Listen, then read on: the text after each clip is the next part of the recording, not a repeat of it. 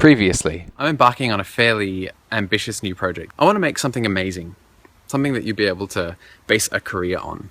But I'll need your help. I'm only just getting started. Could take 6 months to a year of development time, but it will be special and it will be community based, and it's going to be great. Hi, it's Audiobus's second birthday today, and I want to talk to you about workspaces in Loopy. So I very briefly talked in the overview about my idea of having controls that sit right alongside tracks that you can use to perform various actions. And this week, Ringleader on the Loopy forum made an amazing suggestion about sequencer tracks, which I got really excited about. I want to show you what I've done with that this week.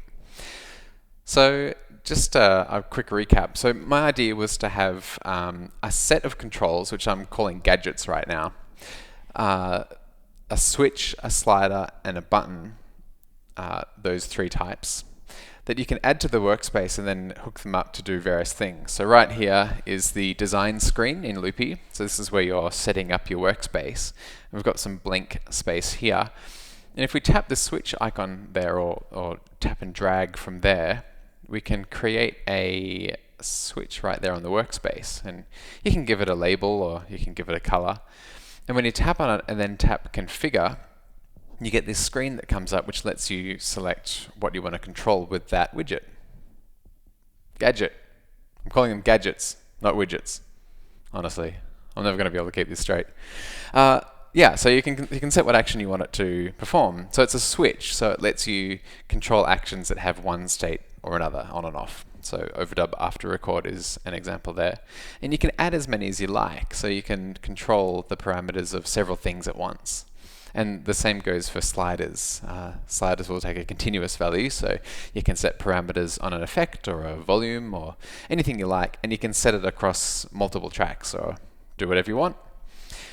So you remember from the initial overview that with these triggers you can this is describing how you bind those triggers to hardware. So you've got a MIDI pedal here.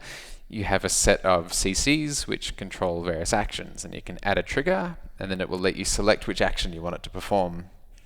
And those are contextual, so you get this action selector panel which lets you go and tap on other things in Loopy, and then it'll show you the actions that correspond to that. So we've tapped on a track here, so it gives you all of the track actions, and you can scroll along. Or you can click this full list button to just have a catalog that you can navigate through of actions. And then once you've selected an action, it shows up in this screen, and then you can configure it, because each action has a set of parameters that control what it does. So here we've got, select track. You can select which track you want to control. And you can, of course, chain them. So you have those three actions there. You can have as many as you like. So those triggers also apply to these, what did I call them? Gadgets. They apply to these gadgets, so that yeah, you can have a whole lot of actions. And what I really like about that is that we can add a whole lot of really obscure actions if we want to, and not have them clutter the interface. Because I get a lot of requests about Loopy from people wanting to do very particular things, and I can never figure out how to put that into the workspace without just cluttering it up and making it unusable. I've kind of, as a half measure, I've been able to add a few things to the MIDI action stuff in Loopy, and that works okay. But firstly, there's only a flat list, so the more stuff I add there, the more cluttered it gets. And secondly, you can only access those if you've got a foot pedal. So what these gadgets let you do is access them right there on the workspace and just set it up however you like. So that's really cool. So these gadgets can be quantized. And actually, probably, rather than synchronized and quantized, really they should just be quantized, I think. So ignore that. But you can quantize it so that, for example, if you're turning on an effect, when you tap it, you can have it actually take effect at the beginning of the next bar. So everything's in time. You don't have to kind of time stuff too carefully. So those are switches. There's sliders and buttons as well, and sequence tracks, which is the thing that I got really excited about this week. So sequence tracks are just tracks. They behave like tracks. You can put them in groups of tracks, like stacks or scenes, and have them turn on and off just like any other track would. But rather than playing audio or MIDI, it plays a sequence that you can set up. So that's what it looks like, and when you tap on it you get this set of options. You can make it loop or not, you can make it synchronized. And when you tap this edit tab item here, you get the window expanding out and you get a editor, a little bit like the track editor that I showed you last week. So it looks like this, and you can add as many actions that you want to sequence as you like. So there are several here. We've got a track and another track, and we've got a few automations on that track that we're playing with. And we've got this other really cool thing, which is a MIDI send. So you can actually hook it up so that Loopy will control other apps or even other external hardware via MIDI CCs. So you can set it up so that it'll automate anything you like. So Loopy can kind of become the hub of a fully automated setup, if you like. And you can, of course, trigger these sequences like you can a track with a MIDI pedal or whatever you like. So you can create macros that will control your entire setup. Is that not really cool? So you can see here we've got track 1 is playing for the first 2 bars, and then it mutes. Track 2, we've got a record sequenced here, and then it'll play.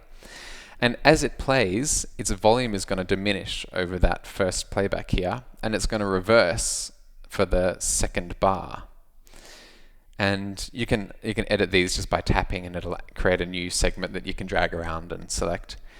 And the same with the MIDI thing here. You can add nodes and move it around. Add a new action just like you do before. So you click new action, and it'll show you this dialog, and you can choose what you want to add. So you could add offset and have it perform a time offset on the track and have that fully automated. So you can import and export those, and you can record them. So what I'm thinking is when you hit record, what it's going to do is these tracks are going to slide over to the right a bit, and then in will slide some dials and switches and things that you can actually input live data when you're recording. So for the tracks, I'm imagining a button that lets you mute and unmute, probably record as well. And there'll be a dial for volume and a switch for reverse and a dial for the MIDI CC. So rather than having to put these in kind of manually and sequence them by hand, you can just hit record and just record the sequence that you want. And I'm imagining that it'll just keep on looping, and you can kind of add more detail to it as you go. So it adds a kind of performance aspect to that sequencing as well. It's not just editing timings. So that's what I've got. I think it's going to really open up some amazing customization opportunities for Loopy, but more so it's going to help to solve the whole tap dancing thing that happens where you're just spending all of your time controlling the loop equipment and it's taking away from the performance. So what this lets you do is set up these macros that'll just go and run themselves while you can actually perform. And I think that's really important for something like Loopy Masterpiece.